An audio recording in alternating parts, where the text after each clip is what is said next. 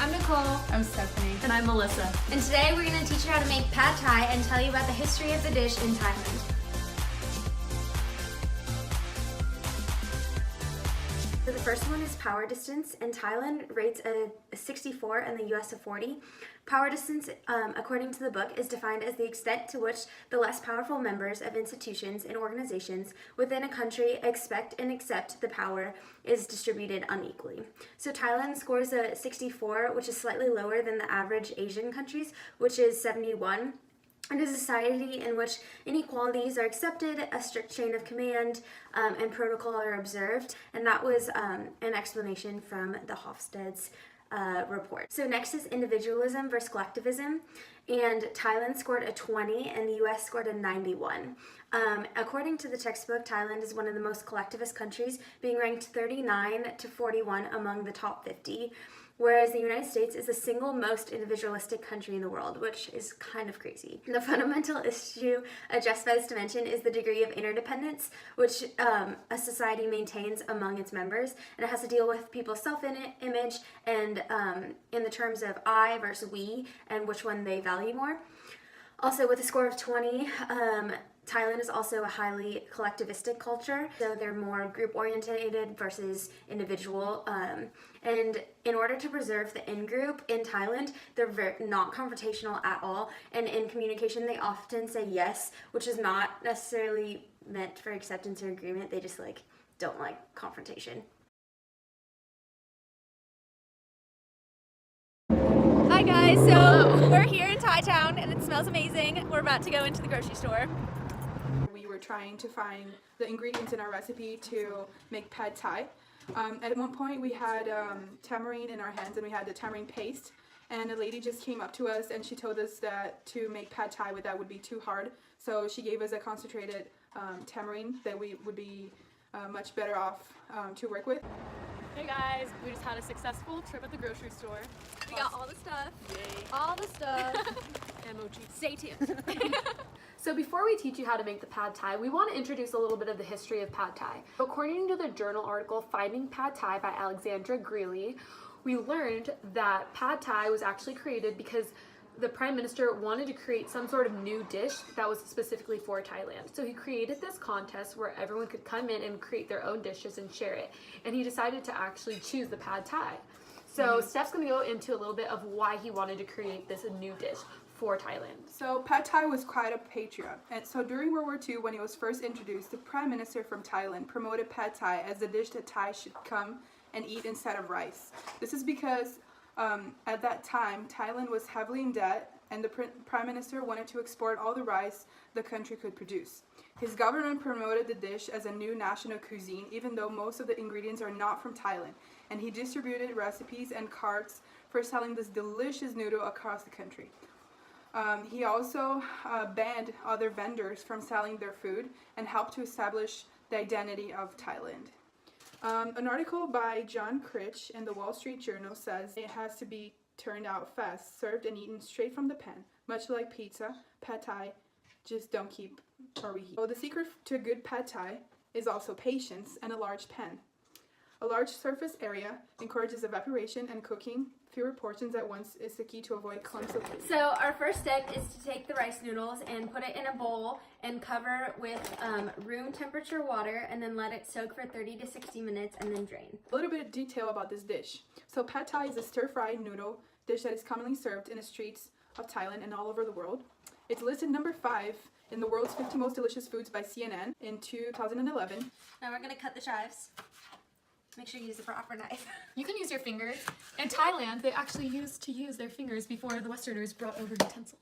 Thai food is the melting pot of Asian cultures. So basically the noodle dishes and kind of like the stir fries comes from Chinese origin. You'll see a lot of the northern cooking in Thailand comes from Burma, so more like Burmese food. Food from the south has influences from India and Malaysia, and a lot of the chilies that are used in Thai cuisines actually come from the Europeans during kind of like some of the westernization that's happening. And the dish, when made correctly, is supposed to hit 5 flavor profiles in your mouth, which is salty, sour, sweet, spicy, and bitter.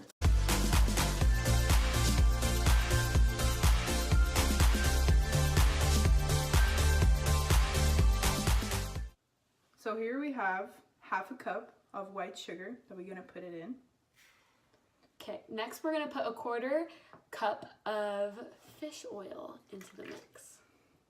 Doesn't smell great, guys. So different parts of Thailand have their own kind of culinary specialties, like you would see in the United States. Different parts of the United States create different meals. So Thailand can be broken down into kind of different sections and different regions. So the northern region or the northeast region definitely eats a lot more of fermented or pickled foods, whereas the center of Thailand eats a lot more of the stir-fried foods that get their influences from China. And then you would also see like stir fry and pad thai.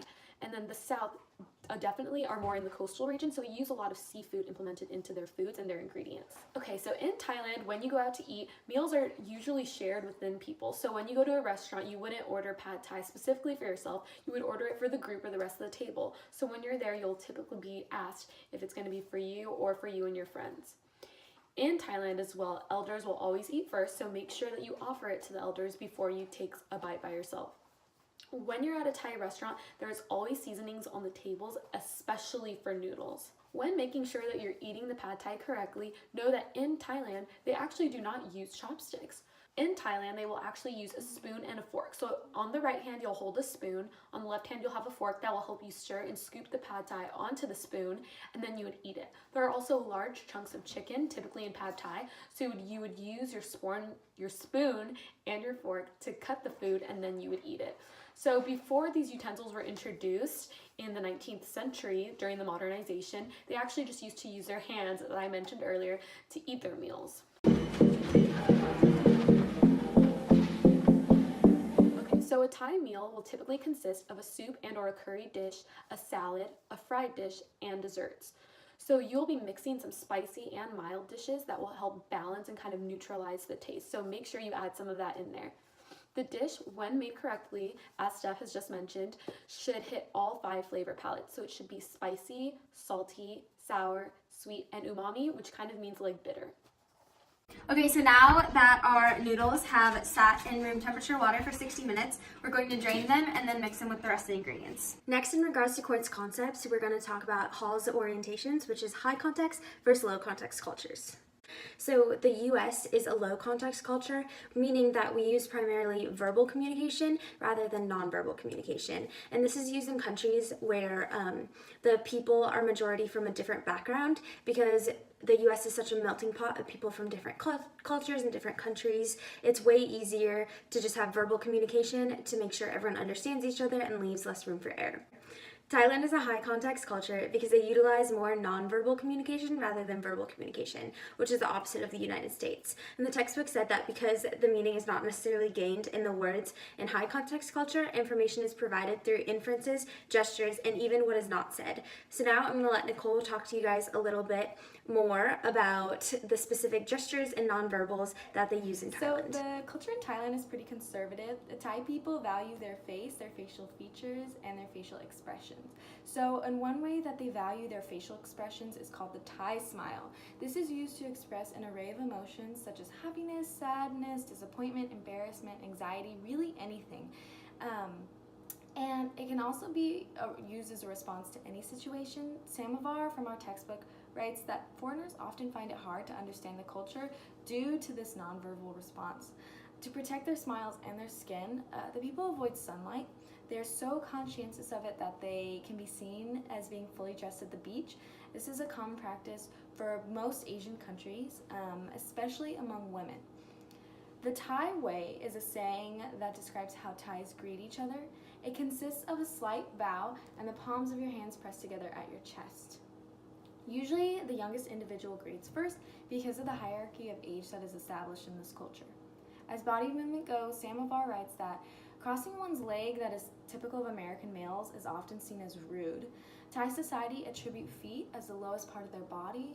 They are never to be pointing towards people, and showing the sole of your foot is considered an insult.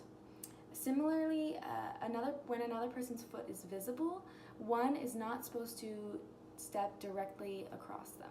From the article Customs in Thailand, it says that touching of heads is considered to be an important tradition. The head is seen as a source of spirituality and is considered a sacred part of the body. With this in mind, personal space is highly valued. One must never touch another person's head with their hand. Lothar Katz says that many of nonverbal communication in business settings are shaped by the population of Chinese men. These roots link them back to Chinese culture, which values silence, quiet, and gentle tones. Saving face is common in most Asian cultures, which stems from their high context cultural roots. The value of silence entails that nonverbals play a large role in understanding people in this culture. It requires an individual to pay special attention to other people they come in contact with, and the practice is also used to enforce harmony among the group setting. Okay, so update. We're clearly not chefs. No, absolutely not. This looks I knew that the first- disgusting. It's like chunky. So What the eggs are settling at is the that? bottom. You may not want to listen This is to supposed to be like done. Don't worry, we're remaking this to like feed to you guys. Hopefully we can get it together next time and actually make it. Okay. the noodles are hard. Okay, Next is masculinity versus femininity. And so Thailand scored a 34 and the US scored a 62. So a high score masculine says that a society will be driven by competition, achievement, and success, with success being defined by the winner and the best in the field, a value system that starts in school and countries through organizational life. So the US scoring 62 is obviously a highly masculine country. We're very competitive. Definitely put that first, whereas a low score, which is what Thailand got, is a more feminine country, and basically that means that instead of being focused on the competition, they're focused on the relationships. The next one is uncertainty avoidance, and Thailand scores a 64 and the US with a 46. So Thailand scores a 64, which is kind of intermediate on this dimension, but slightly more towards avoiding uncertainty. In order to minimize or reduce the level of uncertainty, strict rules, laws, policies, and regulations are adopted and implemented. And the ultimate goal of the population is to control everything in order to eliminate and avoid the unexpected. As a result of the high uncertainty avoidance, the society does not accept change. The only way that people of the Thai culture will accept change is if it's seen as the greater good for the group, which is shows that they are also more collectivistic, like we talked about a little earlier. The fifth one is long-term orientation versus short-term orientation. And this dimension describes how every society has maintained some links with its own past while dealing with the challenges of the present and future and prioritizing the goals differently. So Thailand scored a 32 and US scored a 26. So this one they're actually pretty close with only 6 points different.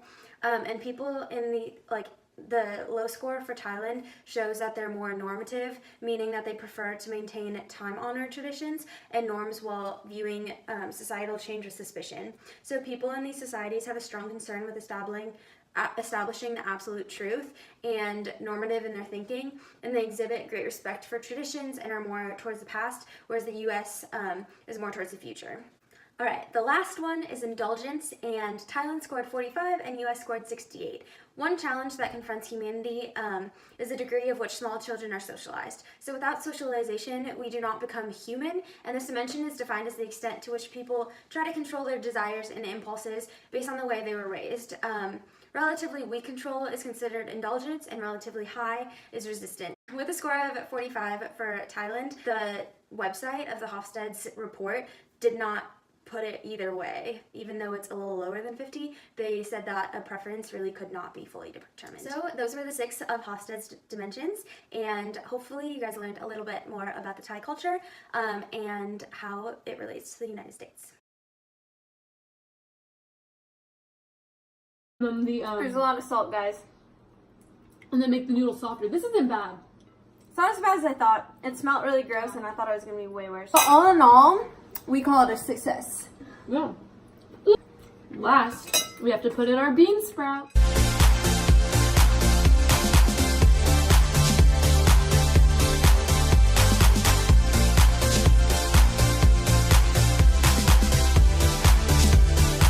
Thanks everyone for watching. We hope you enjoyed learning how to make pad thai and a little bit about the history. Now we hope you can create your own and go share a meal with your friends and family. Bye! Bye.